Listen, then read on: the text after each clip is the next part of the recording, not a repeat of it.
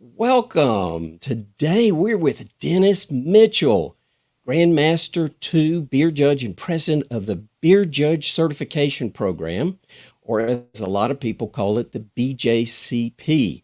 I'm Doug Piper, and I'm the host of Gourmet Brewing Channel in Greenville, South Carolina in the USA, and I really want to thank you for spending time with Dennis and I on a Thursday, Cinco de Mayo, because we're at a place where we strive to make your day more delicious, one sip at a time. I want to bring Dennis up on screen right quick, and please share in the chat there that the audio and the video look okay. I had some technical issues this afternoon. Hopefully I've beat my way through them, and hopefully everything, it looks like I'm maybe a little pixelated, but I hope the audio's okay. You just never know what it's doing. Let's see what everybody says in the chat. Also, please share where you're from. It always is a big help to know where everybody is viewing from. So, and also Dennis is here, but he cannot hear applause. So do me a favor. Please write in the chat and let Dennis know how much you appreciate his volunteering his time today. So I see Stefan says loud and clear. Marcio says it's good. Johan, it's okay. Doug, I'm fuzzy. My wife tells me that. So hopefully it will improve for everybody. So also note there in the polls, those help shape for future programming. That's how I prioritize things. Now let me tell you about Dennis. Dennis is a Grandmaster 2 Beer, Mead, and Cider Judge. He is also president of the Beer Judge Certification Program. Again, acronym BJCP. And for those of you not familiar with that, you're going to probably hear us say that a lot. He is also a contributor to the 2015 and 2021 BJCP Style Guidelines. He's been a GABF judge and a member of the American Homebrewers Association Governing Committee. And I'm about to be one of those too, thanks to those of you who voted for me. I do appreciate that, and I'm looking forward to Dennis giving me some pointers. He's an administer. Let me try that again. Apparently I can't speak, Dennis. Administer in higher education. Now, if you're a full-time viewer and kind of wonder what you have just stumbled upon, these are monthly free events with subject matter food and beverage experts. This is actually our 79th free major event. And this happens because of supporters like Luke Pernoto, who helps me with the copywriting. And I promise you, if they're mistakes, they're mine, not Luke's. Whit Lanning, who helps me with beers and glassware. And most importantly are our crowdfunders via Patreon.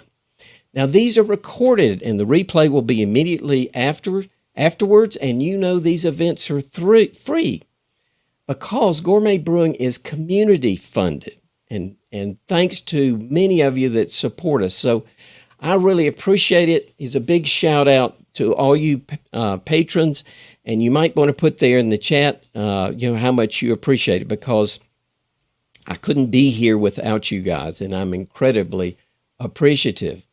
Supporters and get the audio files. So those of you that like to listen to these kind of things when you're jogging, you get those. We get insider tours and brewery tours. So you can click on the green button there and learn more about gourmet brewing and how to support it. Quick logistical items. Please click the follow button in the upper right-hand corner. When I do events and either they're unannounced or maybe email is not that good, excuse me, and certainly sometimes things get caught in spam, you'll get a notification of when I go live. Don't get spammed. This just gives you a quick notification, Doug's going live. Refreshing your browser solves most technical issues. Reducing the resolution by clicking on the gear symbol in the right-hand corner can help. Please share in the chat where you're from. You could even put in your LinkedIn link there if you want to kind of network a little bit. It's okay. Submit your questions like several people have done already in the Ask a Question field. Who have we got here? Nathan's put in 2 questions. Martin's put in 1. And Josh has got in 1. So go ahead and put your questions in now. Over the course, you can vote up questions if you don't have one. So these are really important as we go through our program. Also, again, answer our brief polls. And when you are logging on, please check the auto registration. It will save you time, saves me time, and helps me with the speakers. So that's a checkbox when you're registering. And you'll see it as optional, but I would appreciate you doing it. And if you're interested in in-person or virtual speakers or private tastings or even virtual tastings and events, I do these. And I'm especially glad to get back into that now that COVID seems mostly behind us. Now, coming up, we have an interesting event tomorrow. I put it there in the chat. I'll put it in there again. We're going to have a Zoom brew, I'm calling it, on Saturday. That's this Saturday from 11 to 4 p.m. Eastern Daylight Time.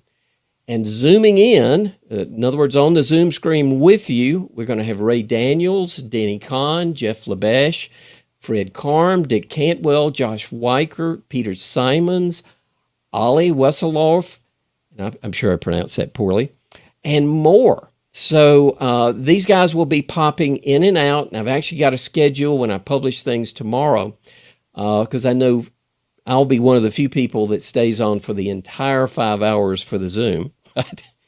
If you want to jump in and out, feel free. We might even get Dennis to make a brief appearance there. So I look forward to seeing you in the Zoom. It'll be my first time doing it outdoors and a remote, so please work with me in case we have technical issues, because we probably will. Crispy Fry is going to be doing the brewing with Steve Morgan, and we're going to be physically located in Asheville, North Carolina at the Burning Blush Brewery. So check that out if you have interest. Again, there's a link in the upper part of the chat. I think, let me see if I can find that right quick, and I will repost it for everybody.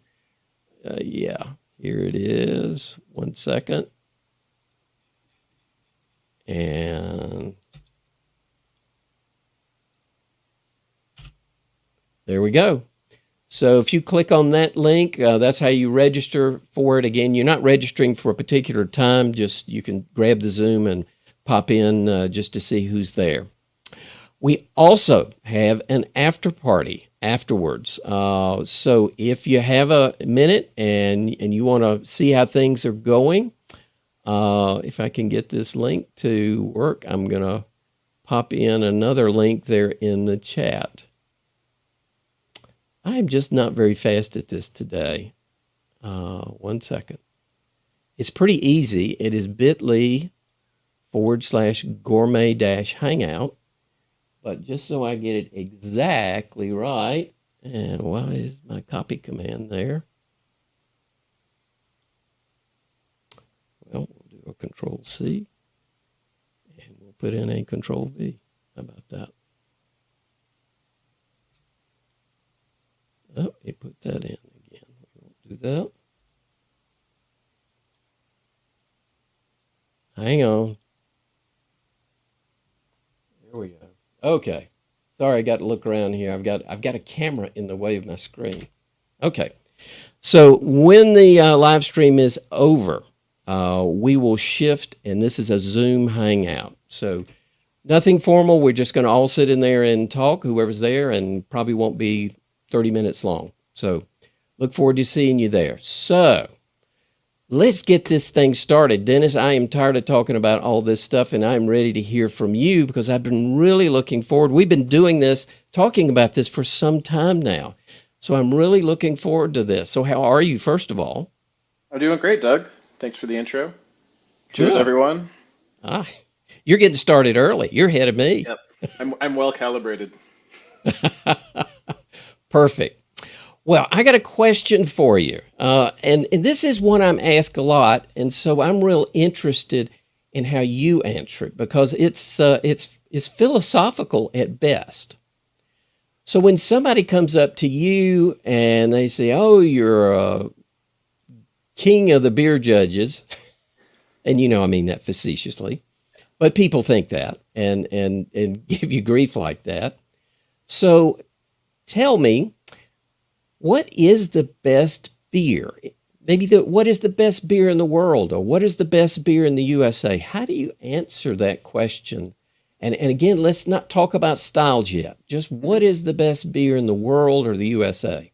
Yeah, it is very much a philosophical question. So my answer to that is the right beer in your glass at the right time. Um, Everybody will have obviously their own personal preferences when it comes to beer or any other beverage. I think beers are inherently social, so I think that impacts your enjoyment of beer. So the right time is a very big part of beer for me. Um, the beer I want is probably different if I'm going to be drinking a lot with friends throughout a day, if I'm going to be at a party, if I'm going to be at a dinner where I want to pair beer with food, or if I'm just, if I'm homebrewing, if I'm sitting on my couch and I just want to chill. It's gonna vary on the situation. It's gonna vary on the weather. It's gonna vary on so many different things. So to me, it's very personal, and it's also very time oriented. When and where and why you're actually wanting to enjoy a beer. Can there be bad beers? Sure. Beers can be the wrong beer for the wrong time. They can be bad stylistically. They can be bad technically.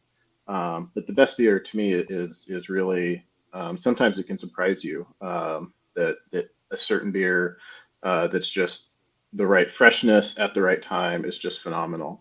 And I think who you're sharing it with is also a big deal in that equation as well. So that's kind of my avoidant answer to that is I don't think there is an answer to it. There's certainly people put up the best beer lists and things like that. There are certainly beers that are very well made. They're generally very well made to style and they're technically well made. And they're at those lists on those lists for a reason. They're awesome beers. Um, but to say one is the best in the world or the best in the country, I think there's too many out there to really make that determination. So Well, right now, this is in my cup and I'm enjoying it. So this is the best beer. I don't want to drag this on, but let me just for those that don't know about it, and I know you've judged at GABF, and the World Beer Cup is actually going on right now. Yep. Maybe it would help people to understand because they actually will determine the best of show. Yeah. So there are plenty of other judging events that will have either best of show or best of style. Is that the best beer in the world? So let's go to the World Beer Cup. Sure. The one that they choose as best of show, and I don't know that it's been announced yet. Will that be the best beer in the world, and if so, why? Sure. Great question. Any competition like that, whether it's a homebrew competition, whether it's GABF, whether it's the World Beer Cup, the beer that might win best of show, and best of show is usually of all the first place entries, judged then again, which one of those gold medal beers is the best. It's usually specific to that judging panel, what beer they determined at that time of the entries they had was the best beer. Um, a beer that might be better. Maybe the can was old. Maybe the bottle had a shipping issue. Maybe it sat out too long. Maybe the 3 or 5 judges that were judging best of show just had different palates than some other judges. So there's a lot of things that go into the mix of determining kind of top beers and rankings in big competitions like that. But in general, it's at that specific time of the beers that are on the table, which beer that can get consensus of the judges that are there. And sometimes it's not 100%. I've been in plenty of panels where there's 5 judges and the vote on beer number one is 3-2. So it's not always, it's sometimes it's like a Supreme Court decision. You have a minority and you have a majority, and that's how it falls. So again, it's of the entries that are there, how well they arrived there in that specific instance in that point in time, and then what went into that judging panel. So it's very, at that point in time, it's likely the best beer or one of the best beers for sure that was entered. Is it the best beer in the world? If it's winning a big award like that, it's probably pretty damn good. But it maybe is you have to take into account all those other factors. Yeah, I know one of the things I look for is ones either that are consistently winning from either the same brewery or the same beer. I know, what is it, Bell's Two Hearted has done quite well for several years, and that is a phenomenally good beer. So, well, you've kind of hinted on it. You've talked about that there's a big group of beers that are judged, and then you choose the best of show. So, how would you describe beer styles? In other words, what are the best beer styles? Sure. I mean, my answer to that would be pretty similar to the first question. The best beer styles are the ones that you want to drink at the right time, that are fresh, and I think they can be very different depending on the circumstance. I'll talk a little bit, I think, about why we have beer styles.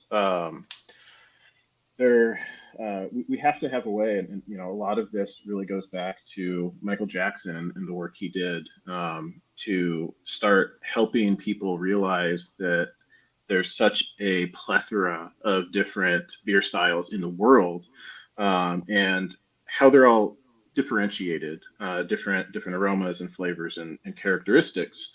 In Since we're talking about ranking and the best in competitions, beer styles are really important, because as much as possible, you have to have a target. We have to know what we're judging.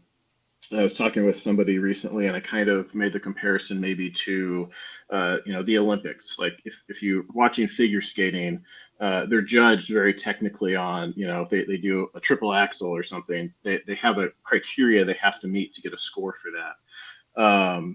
So in beer judging, it's a similar thing. We have to know if somebody says, this is a Czech Pilsner, we have to know, well, what is a Czech Pilsner?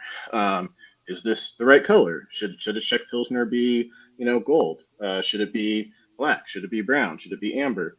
All of those things. So it gives us something for judges to judge against. And it helps people understand what they're drinking. So you can be informed and make decisions on, I want something light and refreshing. Well, here's some styles that might fit that. I want something boozy and strong, and it's been a long week, and it's Cinco de Mayo. So here's some styles that might fit that. So, again, I think the best style is the one that you personally enjoy, at the right time, that you want. They also allow for experimentation, and I think some people have the opposite take on it. Is they see styles as like you're defining something, it's restrictive, while they're written to give a general guideline, of what the style should be or can be. Where we see innovation is brewers deciding to push the boundaries of a style. Maybe they enjoy the style, but they wonder, what is it like if we make it more or less hoppy, or if we use a different type of yeast strain, or if we like combine this style with this style, what does that look like? So I think having all these things defined helps people see those possibilities and get more creative. So I actually think having styles helps promote creativity. On the homebrew side, we see that a lot, where some styles you don't see a lot, and then we'll define it, maybe even as a historical style. And just because of the fact that it's in the style guidelines now, people start making it. And that's not our intent. But, we see that sometimes too. So I think it helps foster some levels of creativity.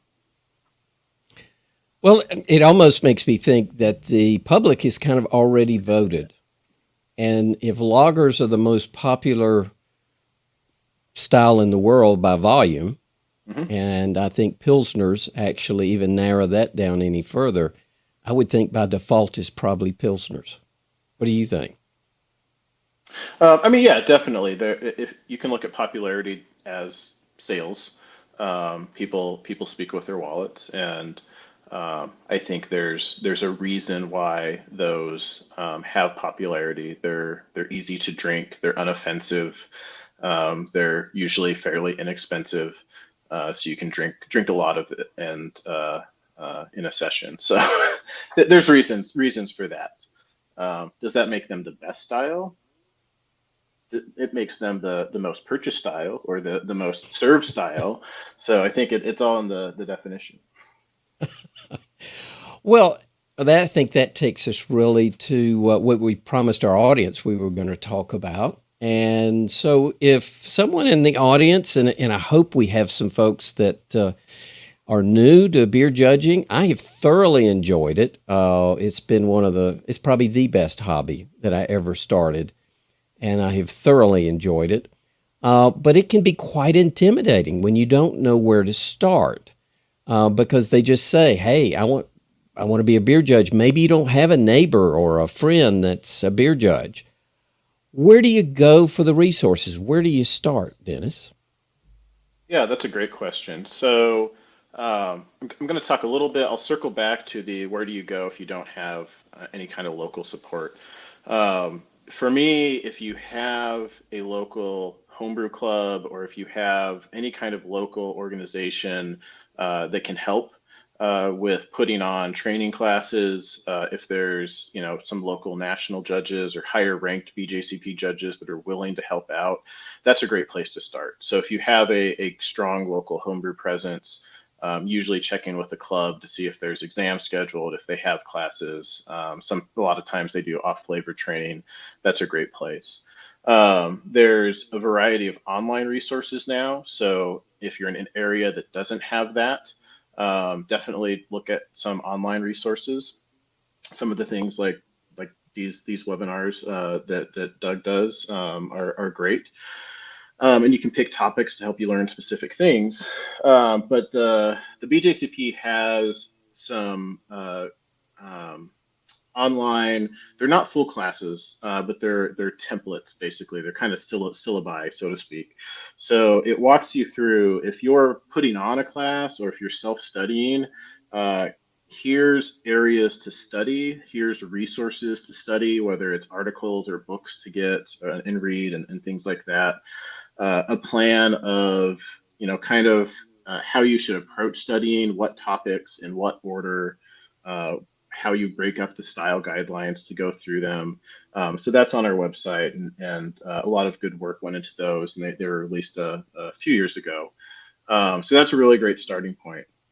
Ultimately, if you want to be a beer judge, um, you need to work on developing a knowledge that spans both the style guidelines as well as technical aspects about beer that involve understanding of the brewing process, understanding of the inputs that get to the finished product in your glass so that you can understand what you're tasting and what might have caused what you're tasting. So you can associate the ingredients, the processes, the serving methods, the storage problems they might have encountered, and how that all impacted the final beer. So you have to have that technical side. The other part of the technical side, and I see somebody mentioned it in the chat, is training in identifying off flavors or other beer characteristics, so that if your pilsner smells like buttered popcorn, that you probably have a problem with diacetyl and things like that. So um, combining all of those things are really important in a journey to become a beer judge. So you can understand when we're judging a beer, we want to understand, is this beer stylistically correct and why or why not? And we have the style guidelines for that. And then we want to know, is this beer technically well made? And then why or why not? Are there any flaws in it? And if they are, what are they and how do we fix them? And if they're not, and you don't think it's a perfect beer, why isn't it perfect? Is it something that's not a technical flaw, but the balance is just off? Maybe the freshness has dulled a little bit. So there's a lot of aspects that go into thinking about becoming a beer judge. And with all of that, I think I'll kind of end with practice. This is probably the one of the better exams or ventures to learn is you get to practice by drinking more beer. So, you're not necessarily having to, you need to read and study, but there's a fun aspect too, that you get to try a bunch of different beer styles that you might normally not try in that venture and have fun doing that. Yeah, I think as you pointed out, and I think that's a good segue because one of the, I guess my first judging experience, I was encouraged to just show up, and it was really before I had much experience at all. But they paired me with a really experienced judge, and I'll never forget it. He was so kind, and he was very nice, and he was patient, and it was my first score sheet. And I said, the beer is yellow, and it had white foam, and it had kind of a beer flavor, and it finished slightly bitter. And I was real proud of that. I thought, man, that's nailing it. And he said, so I said, well, what did you write down?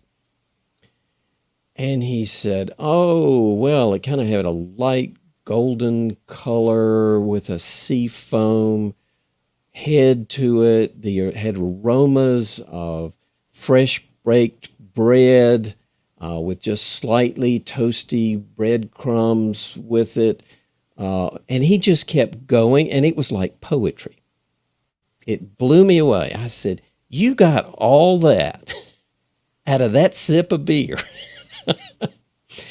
And it really, and what I loved about it, and I learned, they would emphasize you said they're bad beers, but they were emphasizing there's not bad beers as much as there is off flavors that we need to share with the brewer or the home brewer if it's a homebrew competition that we picked up to help them brew a better beer.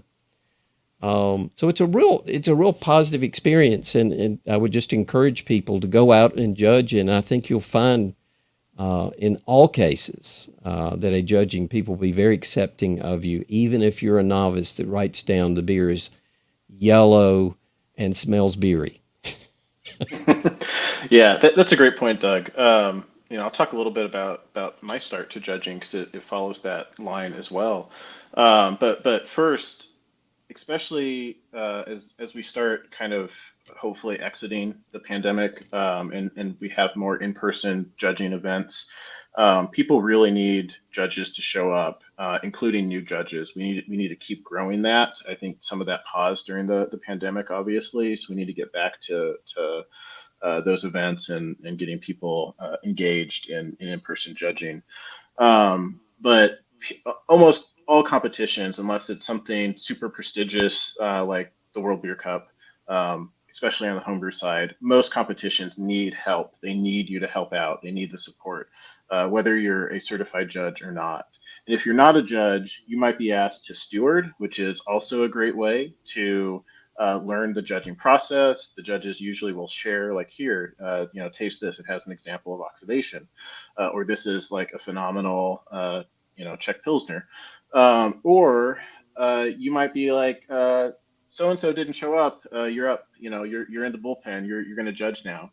That's how I got my start. So I showed up to a local competition, and with the intent to steward, and several judges didn't show up. So it was like, yeah, we pretty much don't need stewards. We just need judges. So there you go. Sit there. I was paired with a high-ranking judge and had a really great experience, like Doug was describing. Really walked me through the process, helped guide me through what he was perceiving, so that I could understand more. And then from that weekend, I had 2 days in a row where I was just thrown into judging and judged, I think, four flights. That that really ignited my passion. I was like, okay, this is pretty awesome. I enjoy this. It's good camaraderie. It's I learned more in those 2 days about beer and homebrewing than I had in the year before just going to homebrew club meetings. So I really saw that as like this is something that I could get into, and obviously I did. So from there, I got interested and took a class with my homebrew club and took the exam and started my trajectory to where I'm at now. But it all started with showing up because they were like, "We're short on people. Can you at least steward?" And then, oh yeah, by the way, you're not stewarding, you're judging. So it might happen, but it really is a great experience. Well, and I apologize to the audience. I have broken a rule. We have not opened a beer in the first 30 minutes. Before we open it, though, Dennis, yeah, well, you have. You're way ahead of me, as you always are. How would you summarize resources? Somebody that's interested, where would you tell them to start? Had to find my unmute. I would say two places. I would say start with the style guidelines, and then start with the outline course that we have, so you can understand the resources that you should be looking at and the breadth of things that you need to learn to become a beer judge.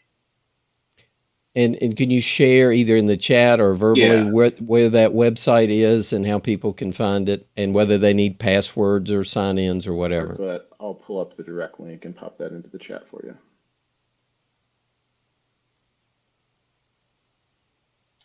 We call them our judge training and study programs. So we have one for beer, one for mead, and one for cider. Ah, perfect. So read that out for me if you don't mind. The link.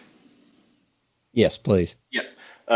So the link is www.bjcp.org/education-training/exam-preparation. Perfect. Let's open a beer. So I'm going to put it up on the cinema camera, do my best not to spill it, hopefully do a pretty pour. We'll see how successful I am.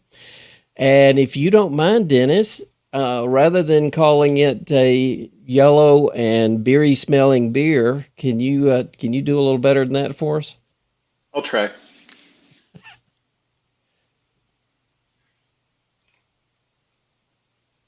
So I was joking with Doug earlier. We have the same Pilsner Urquell glass.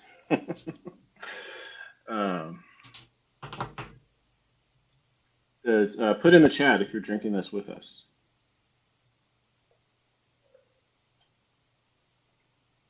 So I'm going to start with the color because that's what's on camera. This definitely is to me a very whoops, I need to be on the camera. There we go. Very solid, rich gold color.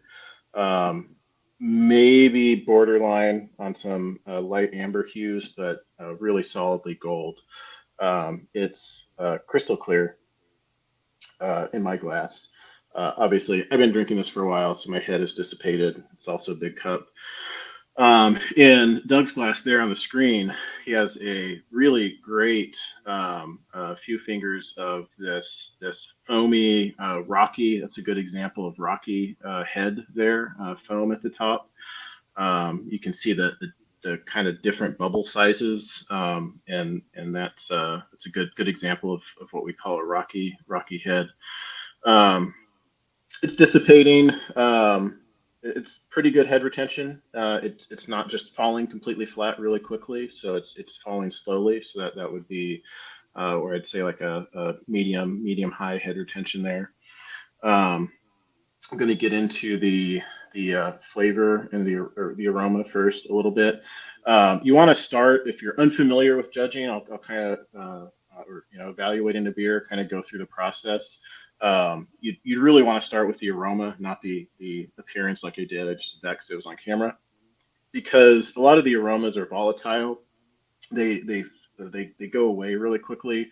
So as soon as you pour the beer, you want to start smelling it and seeing, especially on pilsners, you might get a little sulfur up front that might dissipate. So you want to see what's going on quickly. With a Czech pilsner or In the style guidelines, currently this style is called Czech Premium Pale Lager. You're looking for a kind of a balance between a fairly rich bready malt character and a moderate to moderate low Czech type of hop character that's typically floral or spicy, usually pretty noble in that regard. So on this beer, definitely getting pretty rich bread dough, just a hint of bread crust, but definitely more on the doughy side. Not a lot of toast, so kind of like raw white bread for me. Um, Supporting that, so that's kind of upfront. Is it's malt forward in my glass. Um, Behind that, I would say is a medium low spicy hops that has kind of a floral perfumey undertone. And then behind that is just a little faint hint of diacetyl. There's a little butteriness to this beer, and that is actually acceptable in this style. And it's something that can sometimes provide a round character to the beer in general. Um, those aromas I've also been getting in the flavors I've been drinking, very similar there. The bitterness I would say is right around medium. The more I've been drinking it, it's well supportive of the malt character. The impression I get, the mouthfeel is I would say medium, maybe borderline medium full, but it's still refreshing with the medium high carbonation. The flavors are strong, but they're not overwhelming. It's a beer that I still want to keep drinking and have a couple pints of or steins of. So that's kind of where I went with it. I think surprisingly for an import, sometimes these can get pretty mishandled, but this was a pretty good example, at least that's in my glass. So I'm happy with that. There's no oxidation. There's no excess sulfur in this. The diastol's at a good level. There's no corny DMS. So there's really no clear faults. So it's a very, not surprisingly, a very well made Czech Pilsner. Yeah, I think the most interesting thing is it seems like they have less diacetyl now. Matter of fact, I didn't perceive any in my sample than what they used to. It used to be kind of a prime example of beers with diacetyl. It seems like the profile of the brewing has changed. Yeah, it's and maybe it's some of it's because mine has warmed up a little bit, and I tried one earlier, and I did notice after it sat for a while, you get a little bit more of that diacetyl come out. Um, but I will kind of agree, especially in the bottled versions I've had, the diacetyl seems very low. Years ago, there was a craft beer pub that won some kind of contest, and they had a barrel shipped from Pilsner Urquell of that beer, and I think one of the brewers came, or there was somebody there. So we got to go and have Pilsner Urquell straight from a barrel that was imported. That example was the diacetyl was very prominent, very almost surprisingly so. But it was still a very good beer. When I talk about experiences, right beer, right time with a bunch of friends, and this crowd that's really excited to drink it, that was a really good experience. Well, I think that's a good segue. So this, as my understanding, is the most popular beer style in the world by far. I don't even think there's a close second. So, but there's lots of other styles. Matter of fact, how many are there in the 2015 guidelines? Do you know offhand, roughly? It doesn't have to be Uh, exactly right. yeah, I know between beer, meat, and cider, we have about 150 guidelines declared, and most of those are beer. So, Dennis, those are a ton of different styles. So, is somebody, is going, well, I just kind of like this beer, and maybe I kind of like IPAs, and Gosh, I don't know that I could go to a competition where there are 150 different styles. Uh, can you give us a little bit of a perception just how much of this we have to have memorized, and maybe what the most important aspect is of understanding the beer styles? Is it memorization or is it, some other aspect? Yeah, great point. You this is the 2015, the 2021 version is very similar. It's a big book, lot and small text. You certainly do not need to memorize the whole thing, and unless you have a photographic type memory, it'd be very difficult. Each beer style. So if you look in the guidelines, and if you're not familiar with the elements of a style guideline, I'm just going to mention them all briefly, real quick. You have the overall impression, aroma, appearance, flavor, mouthfeel. That makes up the core of your perceptions of the beer. And then there's other elements. There's some comments, history, characteristic ingredients, style comparison, the vital stats, and commercial examples.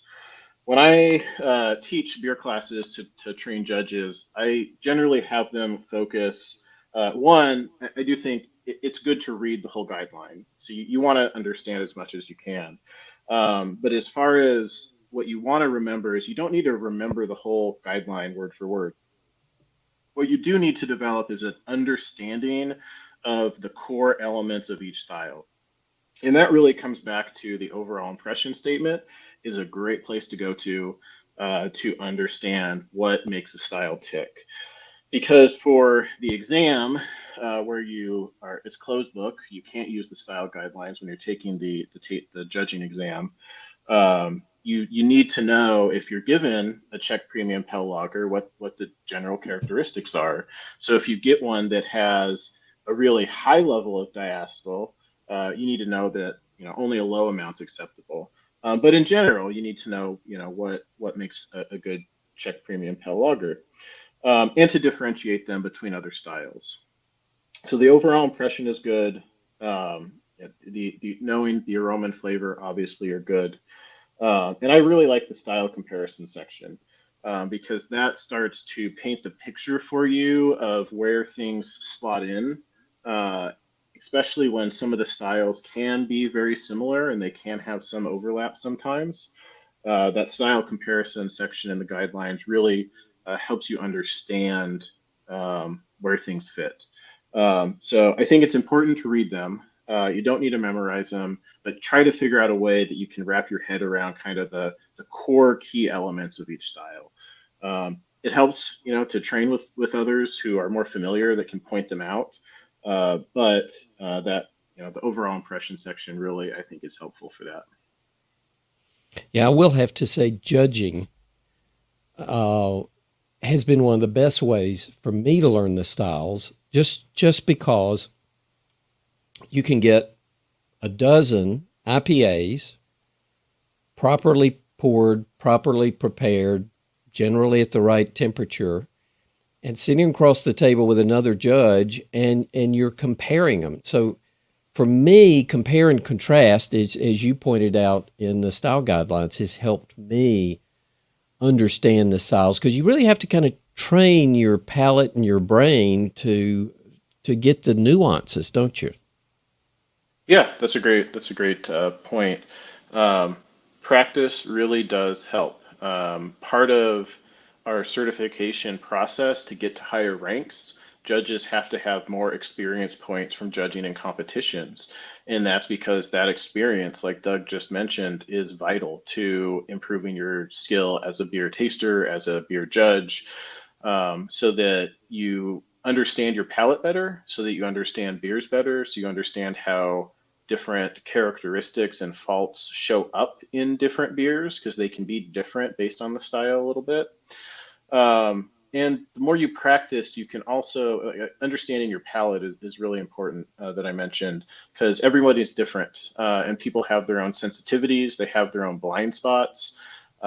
Some people genetically can't taste diacetyl, so it could be a cup of buttered popcorn and they can't taste it.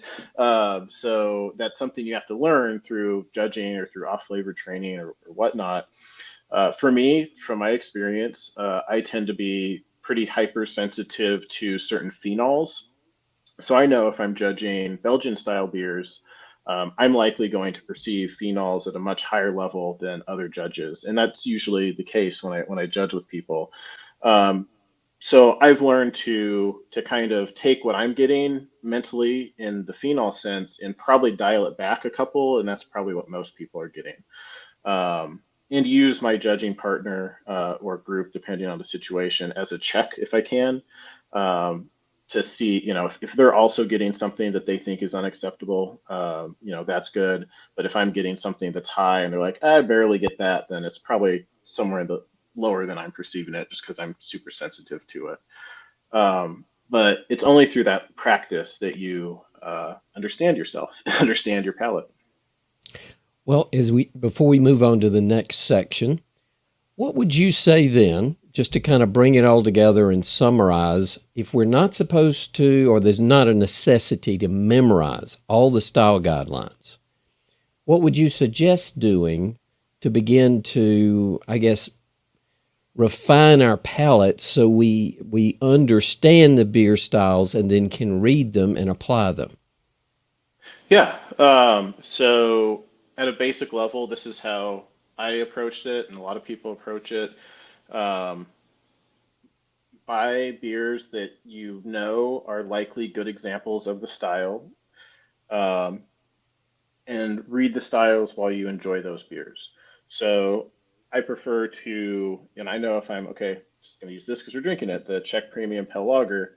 I know, okay, I'm going to drink that, but before I drink it, I'm going to read through the style guideline once just to kind of prime my brain. Then I'm going to pour it, and then I'm going to start going through that sensory process, smell it, taste it, start thinking about the aromas I'm getting, the appearance, the flavor, the mouthfeel. Then I'm going to go back to the style guidelines after I've kind of thought about it, and I'm going to reread the aroma and then start smelling it again. Am I getting the description in this beer? Um, the description says medium to medium high bready rich malt. Am I getting that in this? Um, if I'm not, is that because I don't have enough experience yet, or is that just not there? Maybe I picked up a bottle that wasn't a good example of this. So some of it's that critical thinking. Um, so really going through and drinking while you read the guidelines is great. If you're really training to, take the BJCP exam or take the Cicerone, somebody mentioned there's apps in the chat. We don't produce our own app yet, but there are apps that are out there that we've allowed permission to use our guidelines. They should be free. If there's an app using our guidelines that's not free, please contact us because that's usually a stipulation to using it. That you can pull up, on your phone while you're at a bar and like, oh, cool, they have an example of an alt beer. I usually can't find that. So I'm going to order that and pull up alt beer and read through the guidelines and drink it and grow my palate that way. So that's another great way to do it. And then if you're drinking with somebody, you can have that conversation of, if they're interested in drinking with you, hey, are you getting the same thing I'm getting? To check your palate. So that's also a good way to approach it as well.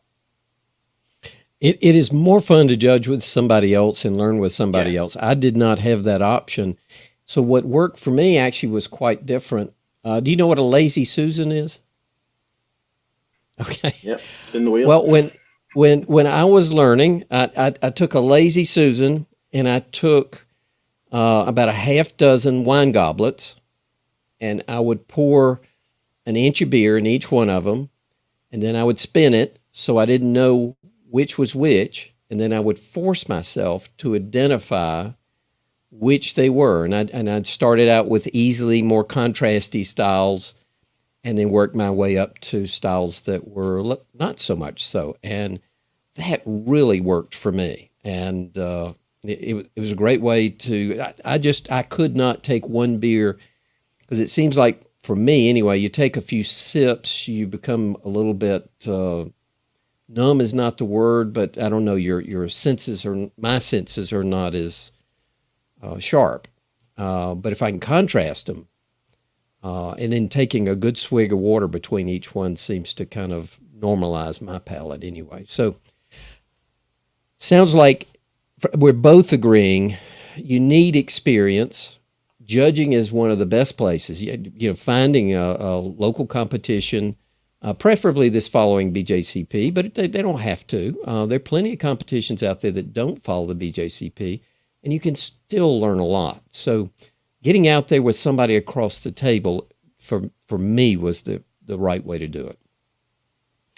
All right, let's move on to the next one. We've got another beer coming up. And since we're getting close to the top of the hour, can we go ahead and start with that before we move into learning how to taste like a beer judge? Is that okay? All right. And then we've got the Guinness Extra following this. All right. So I'm going to again try and do a pour. And Dennis, you take over. All right. I'm going to pour myself while Doug is pouring. He has a can. I have a bottle.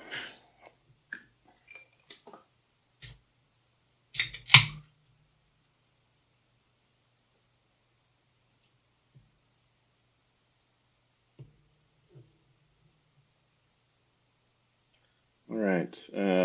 Mine was packaged on February 23rd, so just over 2 months old. Pretty fresh, relatively. Really nice carbonation in my glass. Really effervescent there. This head really, really dense, foamy, very high level of head, high retention, especially with that effervescence. Beautiful amber with some kind of orange and maybe a hint of red tones there. Aroma-wise, primarily citrusy hop characteristics. With this beer that I've had a lot of in my life, very consistent. Typically for me, it's kind of a medium level of orange zest with some lower levels of grapefruit and pine in the background, and also a kind of a faint earthiness to the hop character that I usually get in Sierra Nevada Pale Ale. The malt is fairly neutral, grainy to me with just a hint of caramel in the background.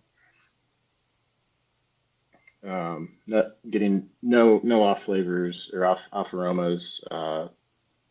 Very clean. It's the hops. It's the malt.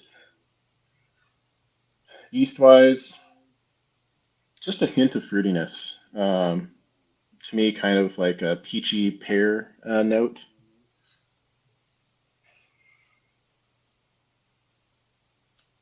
Look at that. The foam is just sticking. It's not dissipating at all almost.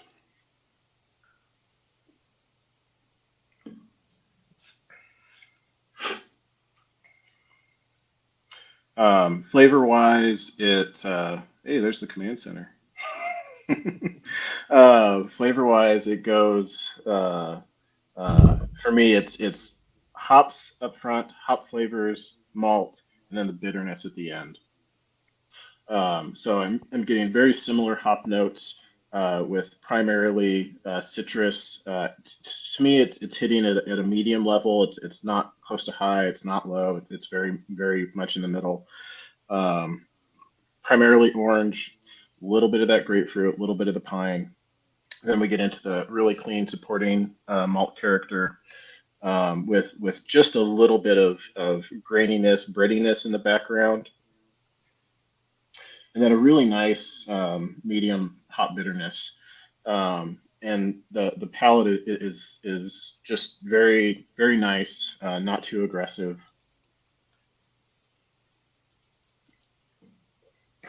The bitterness is not biting. And there's also for me in this beer, there's kind of a earthy, a little bit like a dusty quality to the finish with the bitterness. Maybe minerality is the right word. It kind of lingers on my tongue with like just a hint of a chalky note. So yeah, textbook American Pale Ale. Um, this again, pretty fresh example. I'm not getting any handling errors that you sometimes get when you buy it off the shelf. Very, very good. Yeah, some I see in the chat, January, a little oxidized. Actually, when I pulled a six pack from the shelf the other day, I'm glad I checked the date because the first one I pulled was actually from October 21. Probably shouldn't have been on the shelf anymore. I think they technically will keep them on for about 6 months, but like I talked about before, it's beer is very dependent on when and where, and it's most beers are generally meant to be drank fairly fresh. Hoppy beers typically more than other beers. Some beers obviously you can store a little longer, but we're not talking generally like wine. We're not talking about sitting a beer down for 10 or 15 or 20 years. So that freshness can make such a big difference. Shipping and how it's served and where it's served as well. Well, now I'm glad you went there because I've, like you, found it especially essential. I mean, I actually got a Bell's Two Hearted, I guess it was just a few weeks ago, that I had for an event here, and it was highly oxidized, and it was only 3 months old. But Dennis, the problem is if you're an inexperienced beer judge and you buy it, you really don't understand, I guess, how much oxidation affects a hoppy beer. And what I'll relate to you is actually something Dr. Bob Hall did on this channel, and he actually did it for HomebrewCon, but it was a great learning experience. Just quickly, we got two Sierra Nevada torpedoes. Doesn't have to be a torpedo. He chose those. It works very well. He said, and we did so. I'm going to take this bottle, and we just took the top off, blew in the top, put the top back on, and took that bottle and put it in a warm place. I happen to have a sous vide, so I actually put mine in a sous vide. He said put it in your attic or your car if it's the summertime. Keep another Sierra Nevada torpedo, and then compare the two, and you will be shocked. I promise you, shocked at the difference between the two. The one that's had just a little bit of oxidation and heat, it's stunningly different. And I suggest that for everybody because it really shows you, because hoppy beers exhibit a lot of these oxidation, diminished flavors due to oxidation a little faster than other styles. Yeah, that's a great point. And I would say particularly hazy IPAs, they fall off a cliff really quickly. So I will rarely buy one off the shelf. Like if that's something you need to drink fresh on tap usually. Dan kind of had a question in the chat that gets to what you were talking about, Doug, with oxidation. So he's asking, I have a Sierra from about a year ago, and I want to try to figure out when would be a good time to open it to probably get some oxidation. Probably now, if it's a year old, you're probably going to get some oxidation. Sierra Nevada is pretty good with their process, so they probably don't have a lot in their packaging, but you'll likely get some. The technique that Doug talked about that Bob Hall has done his seminars on is great. So try that Sierra, see if you're getting the oxidation, but try a couple different beer styles with that technique of opening it, recapping it, sitting it in heat for a day to expedite that oxidation process. Another thing you can do is get a six pack and keep it. I would say if you're going for oxidation, I wouldn't keep it in the fridge. I keep it at least at room temperature. And open a bottle, maybe you start at 6 months and open one at 6 months and make some notes on the levels of oxidation you're getting. Open one at 8 months, open one at 10, at 12, at 14. You could, whatever interval you want, but that's another way that for a pretty low cost, it's going to take some time because you're aging it. You can experience that. By accident, I was at a friend's house and they had some leftover again, it was Sierra Nevada, but their Celebration Ale that comes out typically around the November, December holiday timeline. And, so it was maybe 6 months old. I think it was packaged in October when I had it, maybe seven. And it was definitely showing signs of oxidation. But the interesting part, if you're familiar with that beer, it's more of a traditional American IPA that has a little more malt character, a little more caramel character. So the oxidation actually was fairly pleasant. It was no longer a good example of an American IPA, if they even consider it that now. But it was a very good kind of maybe something like an American strong ale, not quite as hoppy, but it definitely had some nice oxidized malt character. So it was a pleasant surprise. Well, we are at the top of the hour, and I think we need to jump into tasting like a beer judge. You've kind of walked through a process each time that I've done one of these, Dennis. So if it's okay with you, we've got one more beer. Can you really demonstrate? I'm going to do a pretty pour. You might pour yours a little bit different. But if someone were to, maybe they've never judged a beer before in their life and they want to go to a competition, could you sort of give us an idea of how they would sit down at the judging table and taste a beer? Sure. So typically, if you go to, I'm just going to say you're most likely to go to a homebrew judging event. You're going to check in. You're going to probably have some time before you judge to mingle with some of the other judges or stewards. You're going to get some direction from the competition organizer, and you're going to another person if you're new, probably a more advanced judge. And you'll kind of have that little meet and greet, talk about who you are, your experience, and you'll be assigned a flight. So you might have Irish stouts, for example, and so you might have anywhere from 4 to 8 to 10, hopefully not much more than that because that gets a little too excessive, but sometimes smaller competitions will run into some bigger flights. But ideally, you're going to probably have somewhere in like the 5 to 8 range is a really good flight size. So you're going to go beer by beer. You're going to pour it into usually a smaller sample glass, and try to evaluate a beer with 2 ounces or so. If you're going to be drinking all day, you don't want to over imbibe. And typically, you would judge each independently, have your beer sample, fill out your score sheet, kind of in the way that I described: aroma, appearance, flavor, mouthfeel. Then there's a section for your overall impression. And then after you're done filling that out and scoring it, if you're unfamiliar, most competitions use our standard score sheet, which is a 50-point scale. You'll discuss that with your judging partner. Usually start with a score, like, hey, where did you end up? And Doug will say, I ended up at a 35. And I'll say, I'm at a 22. So I'm clearly getting something wrong that Doug isn't, or I'm missing something that he's picking up on. So then you talk about it. Hey, so I was getting oxidation in this stout, and this is where I was getting it. And Doug might be like, "No, I'm just not getting that." So usually kind of talk through it.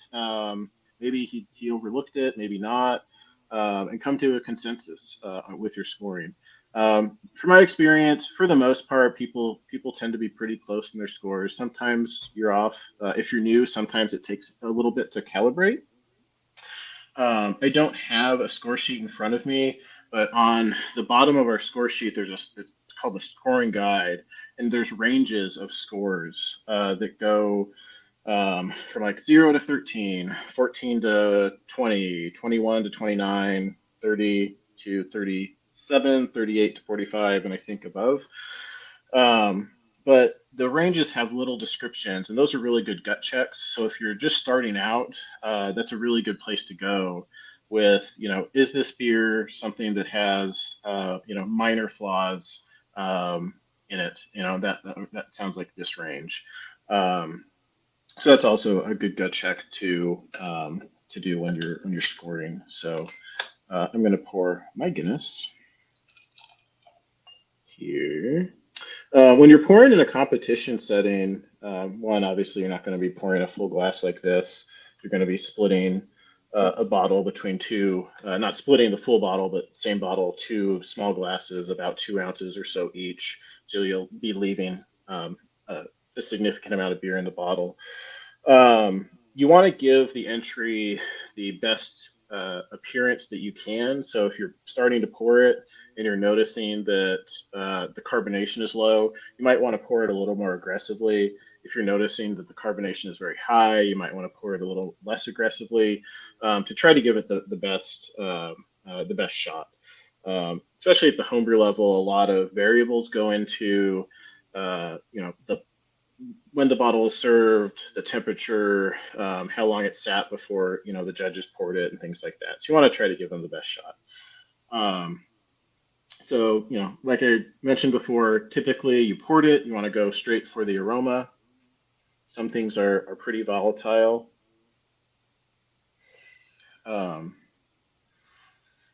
What I'm noticing on this one is I'm definitely getting some oxidized roasted malts for me. So there's definitely kind of a soy saucy umami character with this stout, which isn't surprising because I didn't buy a 6-pack of this one. I just grabbed this off the single, so it likely has sat on the shelf for quite a while. But with that, there is a nice, I would say medium high, probably roasted malt with some really dark espresso, some kind of coffee bean character there, some baker's chocolate in the background, um, probably at a medium low level. When I'm talking, you'll see that I'm trying to also provide very specific intensity levels. So when we judge, and when I train people to judge, we really want to focus on two keys. We want to focus on what kind. So what kind of thing are you getting? What perception? So you're not just getting hops. You're getting some kind of flavor of hops or aroma of hops. Is it citrusy? Is it beyond that? Is it grapefruit, orange, tangerine, whatever? And then you want to say how much. So what kind and how much. You always want to pair those. So we want to have an intensity level. Are we getting medium high, high, dominant, intense? Are we getting medium low, low, faint, a hint of type of thing? Um, so on the score sheet, you want to make sure that's what you're writing. When I'm verbalizing it, I'm kind of talking through it. So you're probably getting more sums and it has this than would be appropriate if you're actually scoring the beer. Because I'm just kind of, you're getting a stream of thought.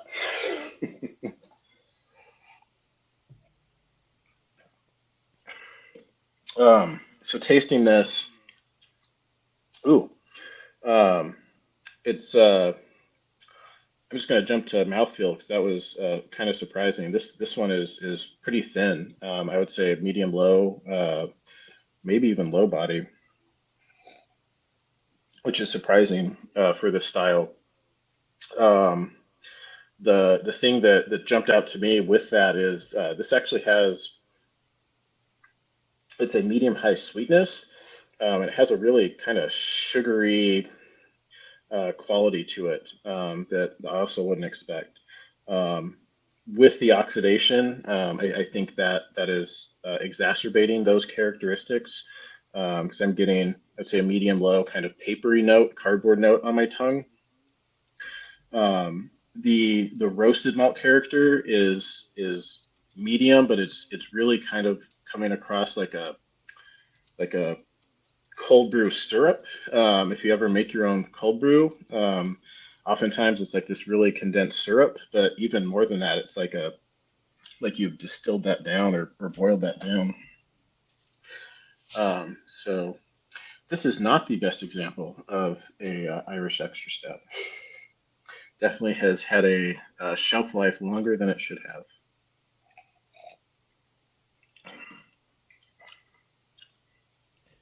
At least my Well, sample. I hope if eh, you're drinking this with me, you had a better sample than I did. mine's actually pretty good, but I was stymied by their date code. I absolutely could not make heads or tails out of it, which I'm sure is by design. But I must say I was disappointed with it. But no, mine's actually pretty well done. And I love how you went through and gave such great descriptors for what you perceived, and how you even went back and sort of amplified something on subsequent tastes. And I think that's an important aspect to all of this. Well, Dennis, we're a little bit past the top of the hour. We have 9 questions. And what I'd like to do is before we leave, there may have been some people, I know there's some people that jumped in here late. So let's kind of summarize, if you don't mind, and just give me the best short answer you can. So the first one would be, again, where would you go if you were in an elevator and they said, "Oh, you're a beer judge.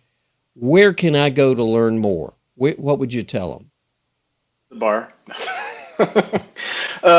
I would say go to our website, bjcp.org, and look at the style guidelines and look at our training programs to get an idea for what you need to study to become a beer judge.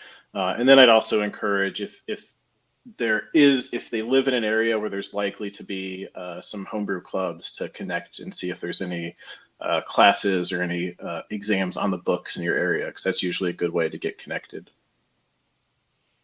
So the next question you might get is they go, "Yeah, I did go look at your website.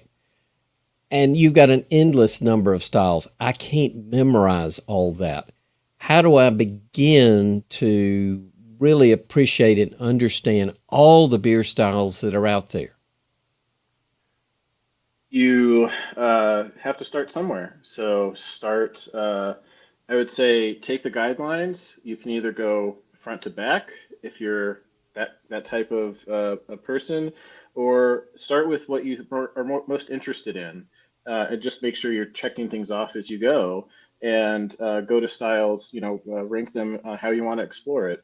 But start somewhere, pick a starting point, and go section by section. Try the beers that you can get examples of as you read the guidelines. It should be fun to learn. It should be a fun experience to go through and drink as you experience the guidelines and read them. And if you can, do it with a group of friends. If you can get a group of friends or acquaintances that want to take the exam with you or just want to learn about beer. I get people who take classes I do that aren't going to take the exam. They just want to learn about beer, and that's cool.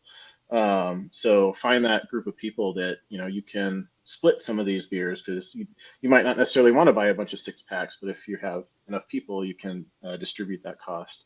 So if you can, definitely find a group that's willing to go on that journey with you.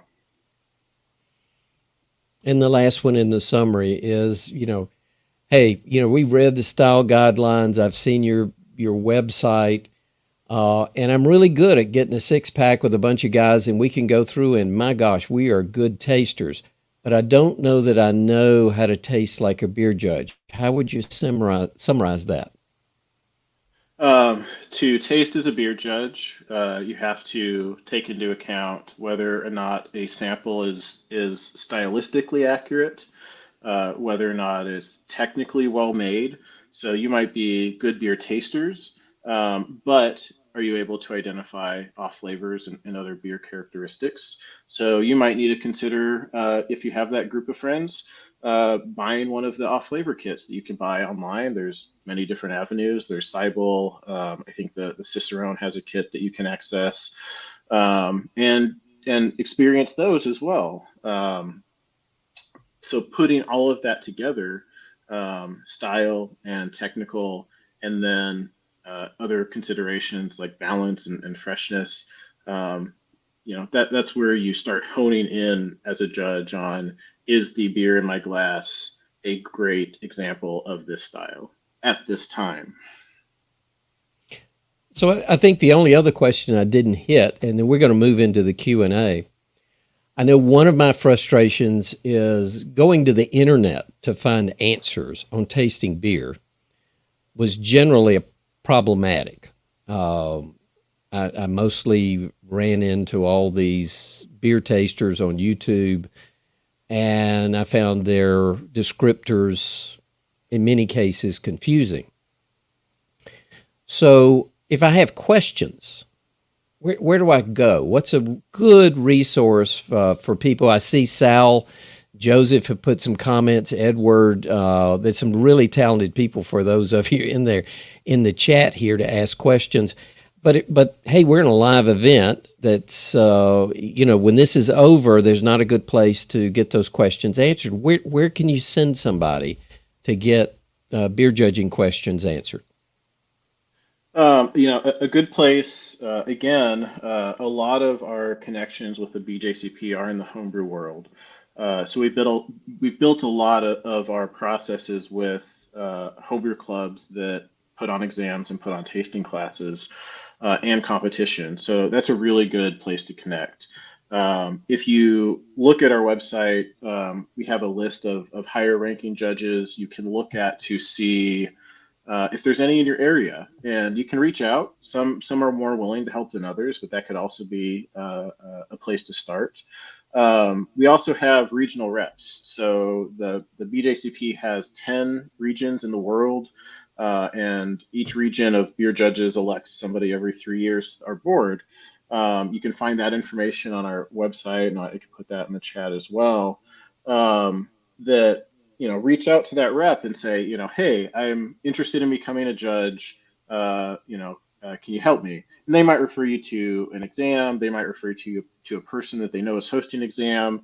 And it might vary on where you are, but that's also a good place to start, is reaching out to one of your reps that's in your region. Well, and I was going to switch. I appreciate your beautiful choice in beers. They were not only beautiful, but they were delicious, and I've thoroughly enjoyed it. And at this point, I appreciate everybody hanging in here. I'd like to try and finish up, but this was so much fun. We didn't quite make it to the top of the hour, but we've got 12 questions. And I know some of you may need to leave. You only allowed an hour. It's Cinco de Mayo, and I know you've got better things to do. So if you have a question that's been kind of raised in our discussion, why don't you go down there and ask a question?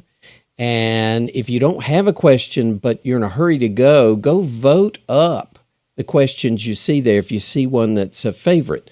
And the last thing I'll mention, or two last things, we're going to have a Zoom meeting following this, so if you've got additional questions, whoever's in there will try and answer them.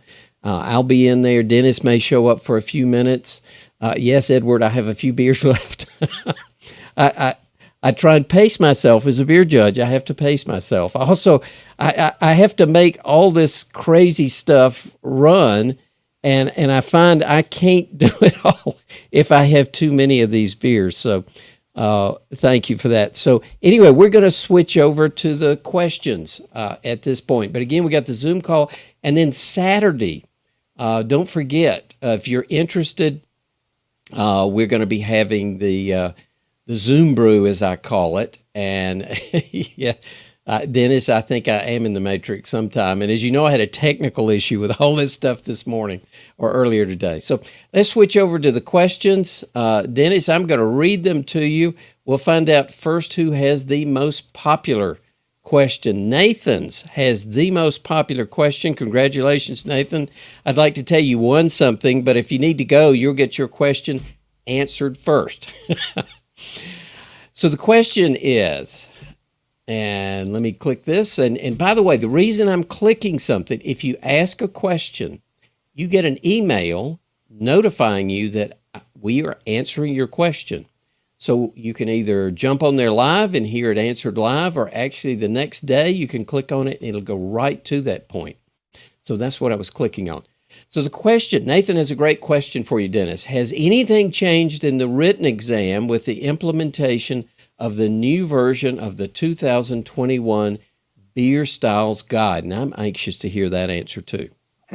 Hi Nathan, how's it going? Been a while since I've seen you.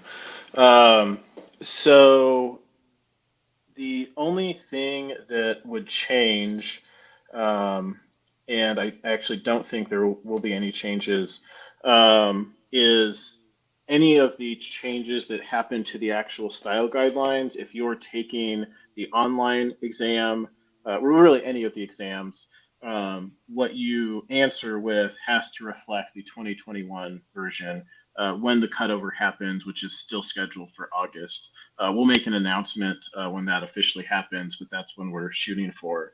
The vast majority of styles had very minimal changes.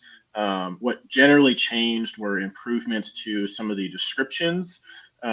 So, it's not like an American IPA is no longer a hoppy beer, but we might have fine-tuned the language a little bit. Some of the vital stats changed a little bit just to become more accurate and to reflect some drift sometimes with the styles that we're seeing. Um, some of the new styles, as far as the written exam, may appear in the style triplets. So if you're not familiar, when you take the written exam, two of the questions currently involve you're given three styles and you have to compare and contrast them and write about them. So some of those questions might change based on, for example, hazy IPA was added as a new style in the 2021 guidelines officially, and some small things like that. But any adjustments really will be pretty minor at this point. I will say more holistically, though, we're starting to put together a committee to take a look at our exam process. It's been a while since we've evaluated it as an organization, and we're going to start taking a look at it. Does our current exam structure serve our mission? Is it being effective in kind of modern times? And do we have any recommendations for any changes that might need to be made? So we are taking a look at the exam process holistically. That's probably a project over the next couple of years. It's not going to be an immediate change. But I would say as far as the 2021 guidelines specifically, I would say give them a read if you're studying for the exam. Try to pull out any differences there, but really not that much has changed between those guidelines. Well, that's encouraging to hear. Yeah. Next question. Josh has the next most popular question. Well, gosh, there's a bunch of you guys all up there at the top. So actually, Nathan, Josh, and Nathan again have the most popular questions. Josh asks, is the BJCP actively working to shorten the timelines on receiving results from exams? I've just hit the 7-month mark since my written exam, and I'm still waiting for the results. While I read through the process, I know it's people donating their time, but it doesn't seem like it should take so long. What a great question. I waited like that too, Josh. Yeah. Thanks for the question, Josh, and thanks for your patience. As you note, I do want to emphasize we're an all-volunteer organization. There's about 50 or so people that serve either as reps or as appointed staff, but it's an all-volunteer endeavor. And with volunteers, we can only hold them accountable so much before they say, "I'm not going to volunteer anymore." But I'll talk a little bit about the exam process and why it sometimes takes longer than we'd like to get things graded. One, more recently, we're seeing some extended times because of the pandemic. That's still impacting us with some backlog. We had quite a bit of turnover within our exam directorate in the last year. We had our managing exam director resign, so we appointed a new one, which is Don Blake. He's doing a great job out of Colorado. It took a while for him to get on board.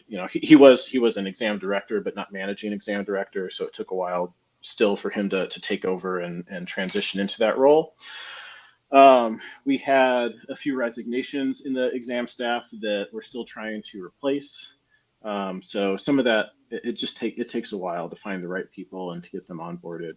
Our exam grading process is rigorous. So sometimes the delay is because we do have multiple steps to the process.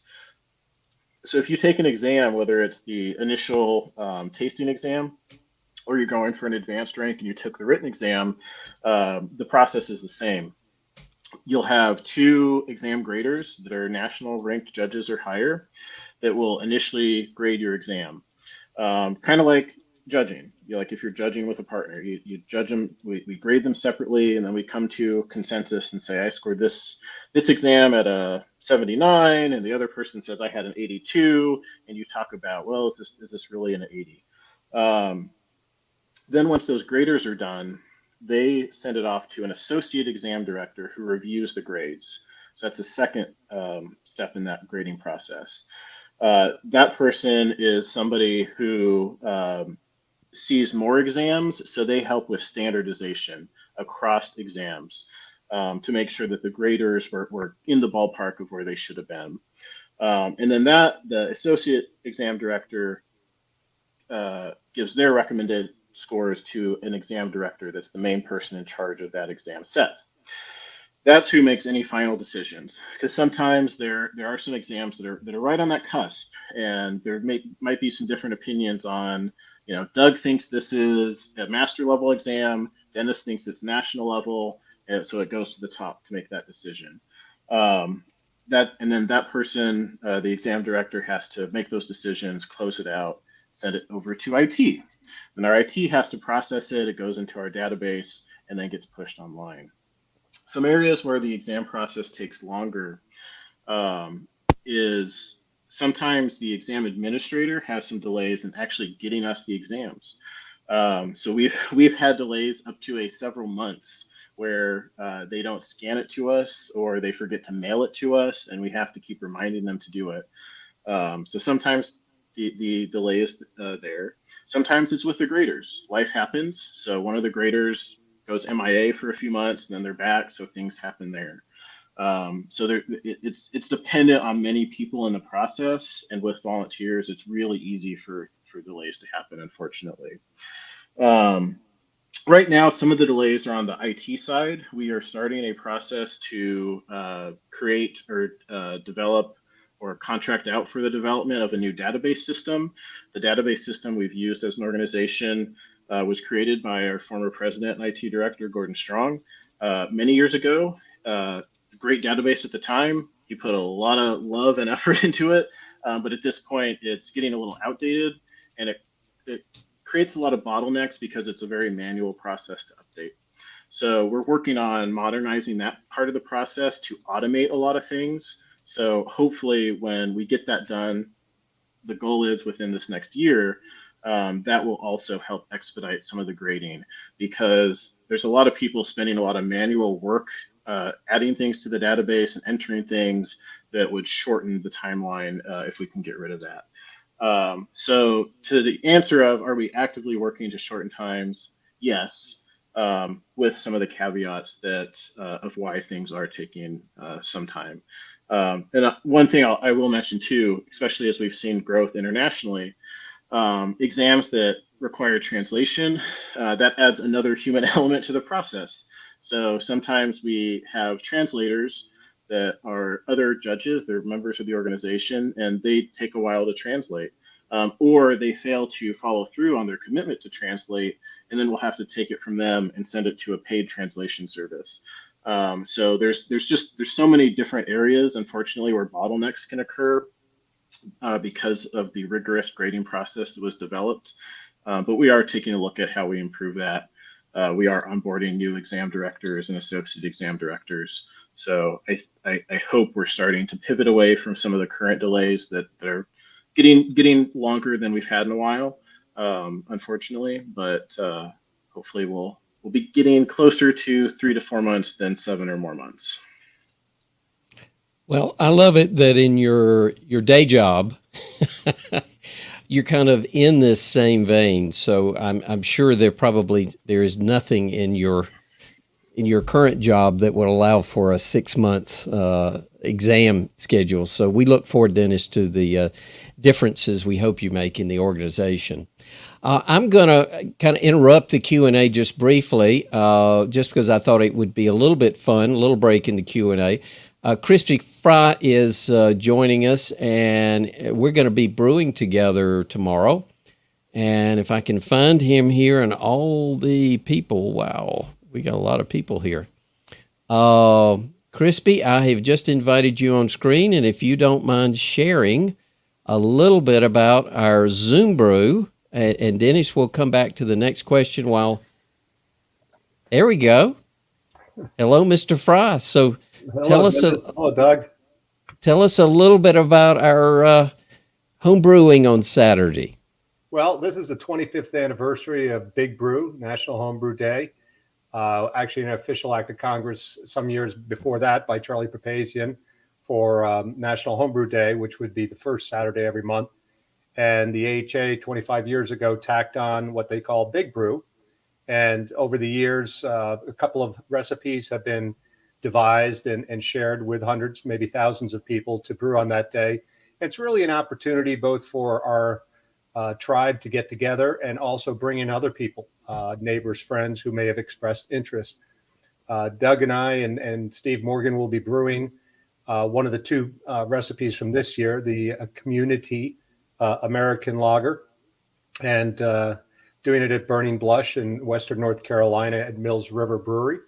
And we're going to bring that beer to the National Homebrew Conference. So it's just a good time for community to reach out to show people, what we do as a hobby. And I would have brought my system, but now that I've gone all electric, I don't have a 220 to plug in. So we're going to use the old-fashioned 3.5 barrel system and get support and have a bunch of people. You can tell them who we're going to have joining on the Zoom call, but it looks like a pretty nice lineup. Oh, there it is in the chat. Yeah, I think it'll be a lot of fun. And Crispy, I'll have to confess, a lot of people decided to join just to harass you. Oh, no. So. I'm an easy target. So, particularly when it gets midday and, I typically try not to have a first beer till the boil is going. And I like to wait till the chilling starts, but being in a brewery, I suspect if I can get to the boil, I'll be in a good place. Well, again, it's not an obligation to stay there for 5 hours, even though we will be Zooming for 5 hours. And Crispy's going to be doing all the hard work, and I'm going to be doing my best to distract him while I Zoom. And we have Denny Con and all these people to give us all grief, but I think it'll be a lot of fun. So I'm not selling it. I'm really just telling you guys I think it's a great chance, especially if you're new to the hobby, to ask questions, because you'll be able to see the whole system there. So thank you, Crispy. Look. One last thing, I think you can go to the AHA and actually search the sites that are registered. So if you didn't know if there was somebody in your area, in years past, they always had who registered and what location. And so you could see what's happening in your neighborhood. Yeah, and if you're in Asheville, anywhere nearby, swing by, because we'll be there and we'll talk to you. I'd look forward to it. Or more importantly, you can talk to Crispy. Crispy, thank you very much. Look forward to seeing you Saturday. Back to your regular scheduled program.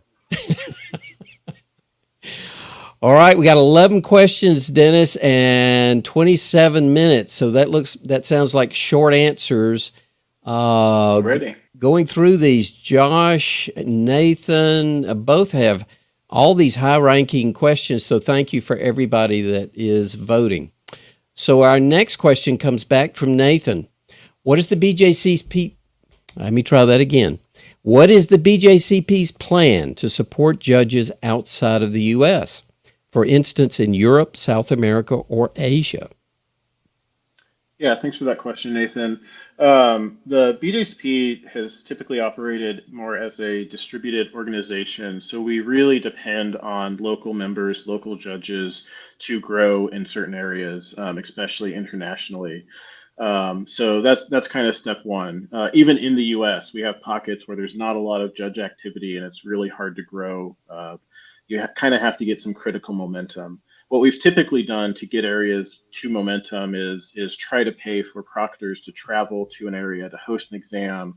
But it's really, really dependent on having some local, at least a local person that's kind of willing to help shepherd and organize the efforts in a particular area. As a volunteer-run organization, we don't have a lot of extra bandwidth to, do a lot of things to have trainings or be really purposeful in those efforts, unfortunately. So a lot of it is dependent on having that local contact that can work with us to try to schedule events. We can use some money that we have to send high-ranking judges to help proctor and attend events. So that's kind of the extent of it. But we've been successful in some areas. I think particularly Latin America has really grown over the last several years. Excuse me. And some areas in Europe as well. So we've been lucky to have some really great judges and great members internationally that have really helped the organization grow. Yeah, I'll have to give a plug for Latin America. I just came back from judging down in Brazil, met a lot of amazing brewers, got to taste some amazing woods and honeys, and oh my gosh, there's so much fun down there. So I'm, Latin America, you guys go, you brew well. Let's move on to the next question as I belabor them. Raphael asks, are there any tips for passing the online exam besides the resources that are online? So we do have an online exam study guide that walks through kind of the question formats. Outside of that, tips for the online exam, you got to be prepared. You have to know your stuff. That's like tip number one. All three exams, whether it's beer, mead, or cider, it's a lot of questions in a short amount of time. It's open book technically, but you don't have time to really look things up. So you have to know. Some tips in general that I give people for the online exam, especially beer, where there's more stylistic questions. If you have that kind of general idea of the styles, that core understanding of the styles that I was talking about, when you get questions that seem like they need a really detailed knowledge, if something is asking, does style X or style Y have more IBUs typically? Just using your general knowledge. If the style is between an American IPA and an American Pale Ale, or a German Pilsner and a Czech Premium Pale Lager, you can kind of just use that general knowledge to say, oh yeah, a German Pils is definitely going to be more hoppier than the Czech Pils, IBU wise, without having to be like, oh my God, I can't remember the exact range for the IBUs. So trying to use some of that kind of common sense and that kind of knowledge of the core of each guideline can be really helpful in the online exam. Other things, take your best guess and move on. There's no penalty to getting answers wrong. So don't spend too much time on any one answer. Just take it and move on. If you're having trouble passing it, try to figure out where you're going wrong. We usually the online exam gives some general information at the end if you fail with, here's some areas that you did the most poorly in, so you can go back and study. But especially for beer, really take your time learning as much as you can about the style guidelines, but also don't discount needing to know the technical side and enough about the basic brewing process to be able to answer some questions with that as well. Yeah, I would add, like Joseph noted in the questions, I signed up for the 3-pack when I took it, and I was very glad I did. I actually didn't need the third one, but I definitely needed the second one. So it takes a little pressure off of you. So I would highly recommend that. All right, that was a superb question. Thank you, Raphael. I'm glad you asked that one. Dan asks, is the similarity to the written test questions, or this is similar to the written test question, I'm sorry. What is being done to streamline the tasting exam grading process? it seems like the BJCP can take advantage of technology to shorten the wait times for results. Are there any testing changes being considered? Thanks. Yeah, thanks, Dan. I think I covered this a little bit in my last response because I went a little bit at length. So we're not necessarily specifically looking at changing the tasting exam or changing the written exam, but we are forming a committee to look at all of our exams and the whole process holistically. So there could be changes there. I discussed some of the other ways we're looking at improving our database system to automate some of our processes to improve grading times. So I would say, yes, we're looking at it. We're not at the point where we have any firm ideas as far as what we might change, if anything. Well, but one thing I know about the BJCP is a lot of you are in the educational field. Andrew Liberto is in the educational field, so it's encouraging to me that you guys have the experience to hopefully get these problems resolved. Next question. James asked, do you have any tips for calibrating judges at the start of a competition, particularly in relation to the beer killer judges and the Santa Claus judges? Okay, Santa Claus judges. That's the first time I've heard that one.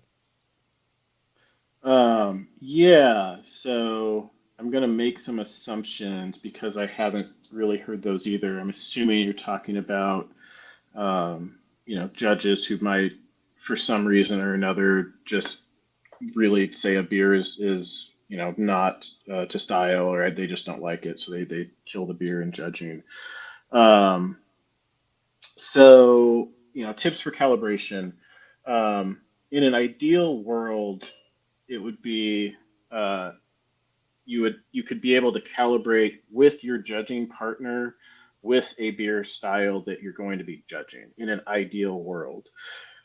That's really hard to organize and pull off, and a lot of homebrew competitions have very minimal staff, so that rarely happens.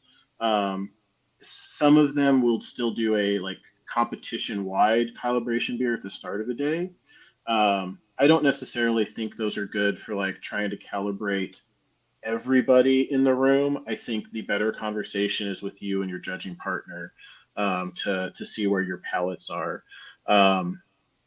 So I think they have limited success from my experience. What I like about a calibration beer, especially in the morning or especially after lunch, is just to have a warm up for your palate, so you're not jumping right into that first beer, after your morning coffee, if you drink coffee or, your donut or whatever, or had a lunch. I think that's nice to kind of have that something to cleanse your palate before you jump into actually judging. The other things I think you're getting at, I think a calibration beer is not going to solve problems with judging if somebody is kind of taking an approach to judging that is not really appropriate. That needs to kind of come out through coaching or through some other avenues. And sometimes that can be hard to do with people who've judged for a long time and maybe a little more set in their ways. Yeah, I had a situation like that. I was at a 6-person table. There were 2 sets of judges of 3. Inadvertently, they gave us both the same beers.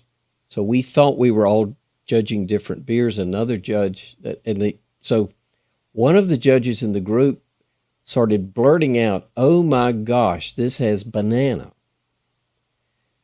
And when they judged, the other judges in that set put a lot of banana in it, and it got a low score. They came back to us and said, "Hey, I'm really embarrassed, but you guys both judged the same beer, yet you got totally different results because no one in our group had banana." Now, we thought we had 2 different beers.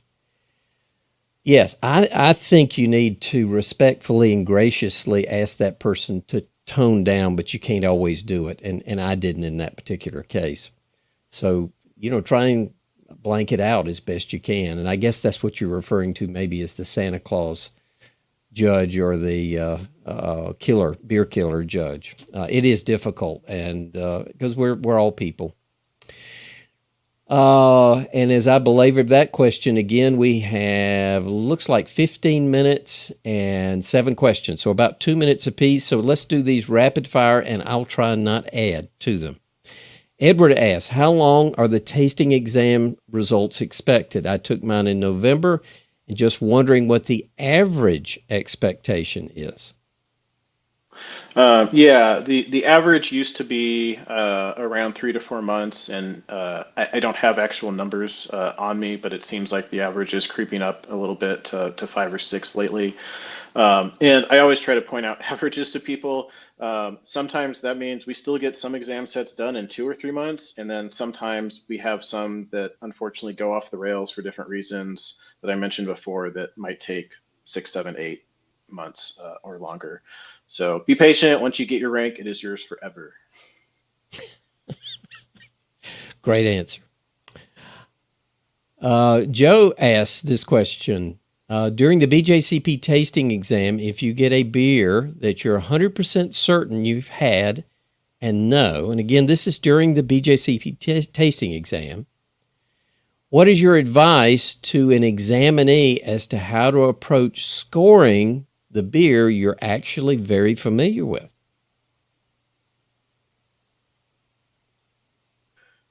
Great question. So, from my experience, I have thought many times I was 100% certain and I was 100% wrong. So, um, uh, keep that in mind. I have overthought things previously because I know this is this beer or this is so and so's beer, and then when it came down to it, it wasn't.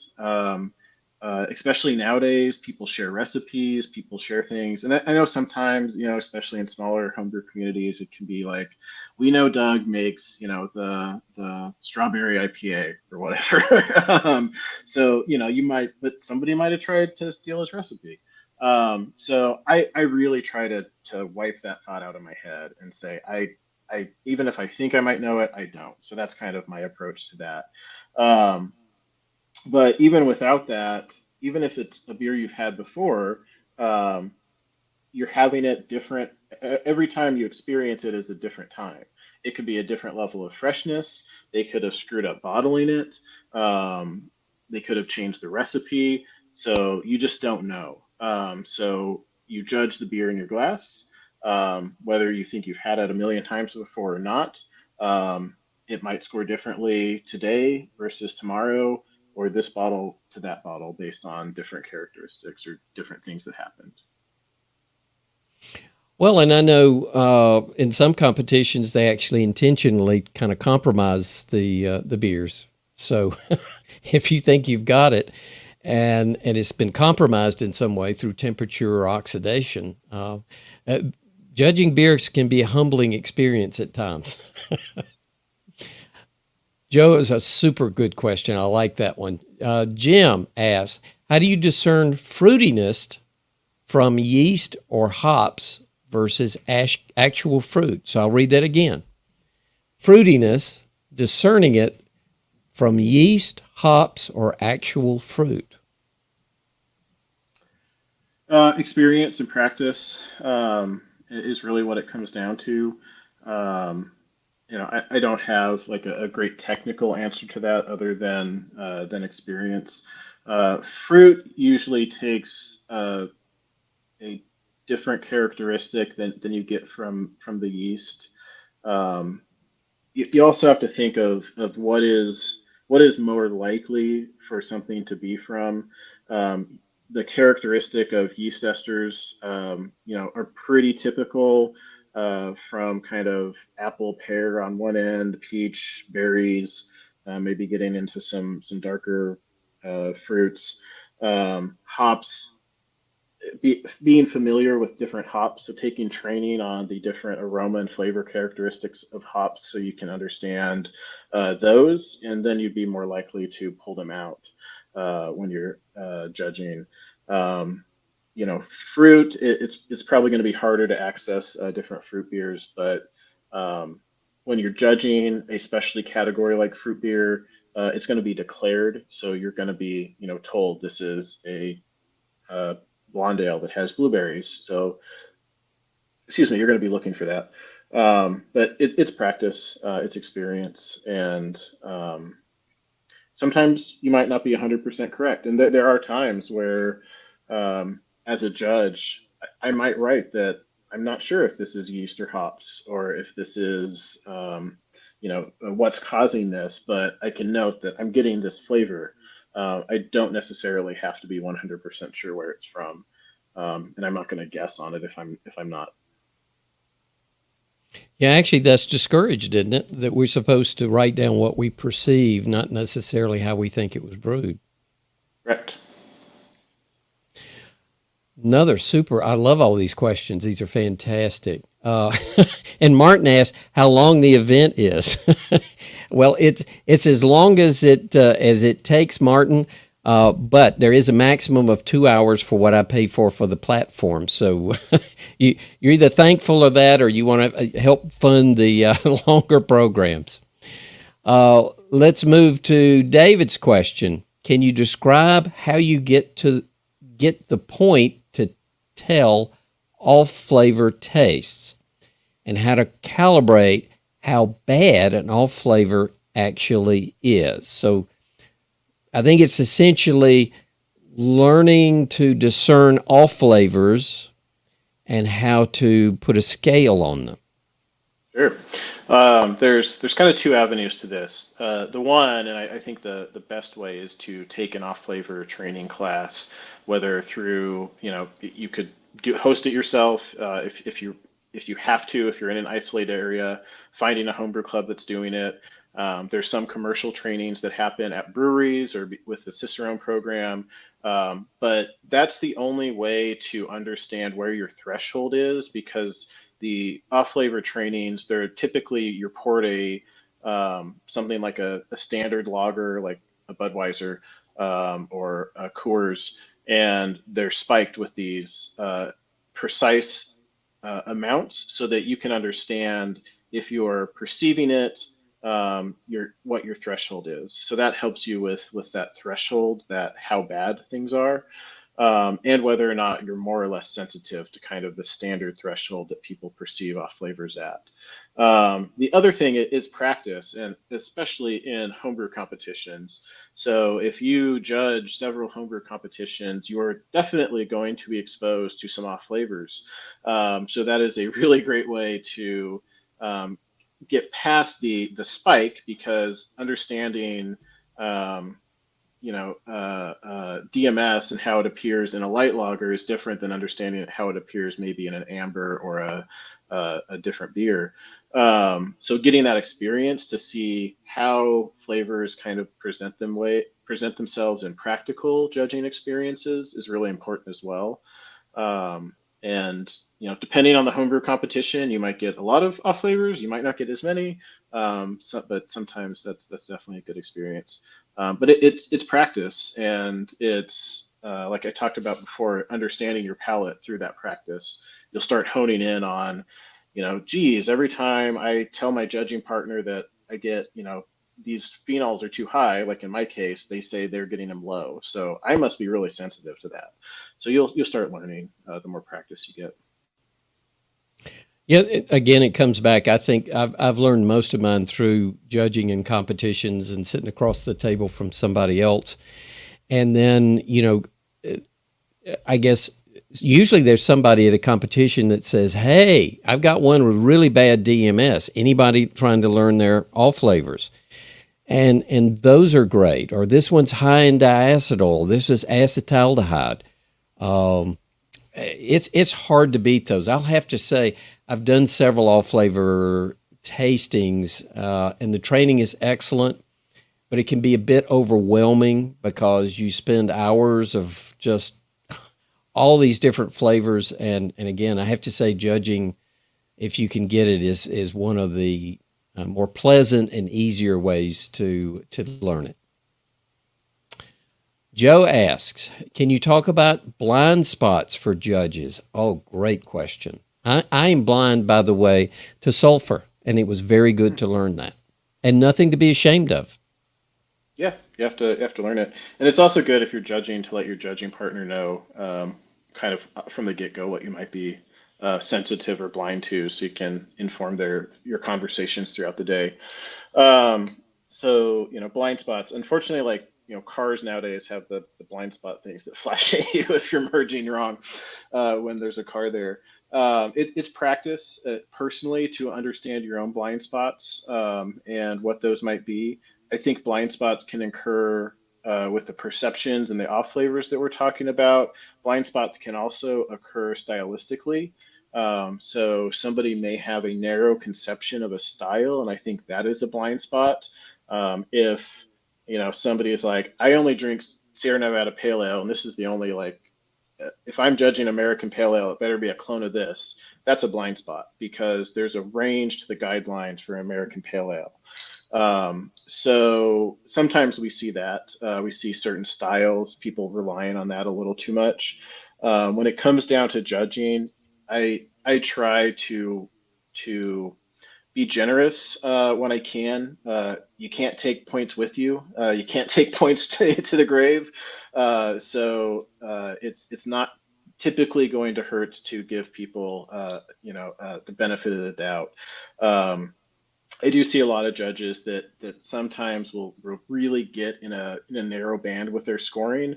And I think sometimes that's a lack of confidence in either saying this beer has problems, it's a lower score, and also a lack of willingness you have to put yourself out there if you're scoring a beer in the 40s, 45, or if you want to go, even higher. So that takes a level of confidence to say that I'm really confident this is just a world-class, phenomenal beer. This is a little off topic, but I think those are kind of how blind spots happen. So it's understanding your palate, it's understanding the breadth of the guidelines, and that there's more than just typically a specific example for each guideline. And I think that's a fantastic answer because it goes back to one of the earlier questions about beer killers or Santa Clauses. Those are creating blind spots. And I always thought of it purely as a, all flavor kind of thing. So that's a super question. We've got 4 left. We have 3 minutes. And what I know is, and I think I warned you about this, Dennis, this is sort of like the gas pump. When you go put in $20 and you run out. So at 2 hours, it goes. So first of all, because it may not be a pretty ending, I want to thank you for taking this much time. I want to remind everybody we're going to be in a Zoom call. I'll try and post up the link one more time, but we're going to switch over to the Zoom call when we're done. And so let's move to the question. And this might be our last one with just over 2 minutes left. So Mark asks, when judging styles, would it be good to review that style before tasting, especially if it's a style that you don't have a lot of experience with? I'll answer quickly. Yes, and yes. And even if you are an experienced judge, I still recommend reading the style guideline before you judge as a refresher because, the styles change over time. We just released new guidelines, but it's always good just to refresh your memory because you might have been drinking too much Sierra Nevada Pale Ale and like, oh yeah, there's a wider range to Pale Ale than that. I keep kind of using that as an example because it's in front of me, but yes and yes. Wow. You exceeded my expectations. We have 1 minute left. And it's a long answer probably, but let's give it the best start. How to score an 80 on the written exam. Yeah, I think that could be a whole nother webinar or a whole nother session. In general, higher exam scores on the written exam, the graders are looking for depth and breadth and independent thought. So you have to go beyond just a basic level of correctness. You have to show some range to your knowledge to really unlock those higher scores. So I'll probably leave it at that for this answer since I don't have time, but we could talk talk for a long time about the written exam. Okay, 15 seconds left. Thank you, Dennis. Thank you for the audience. We'll switch over to Zoom in just a few seconds. Everybody have a great Cinco de Mayo, and I hope for whoever can swing by on Saturday that I see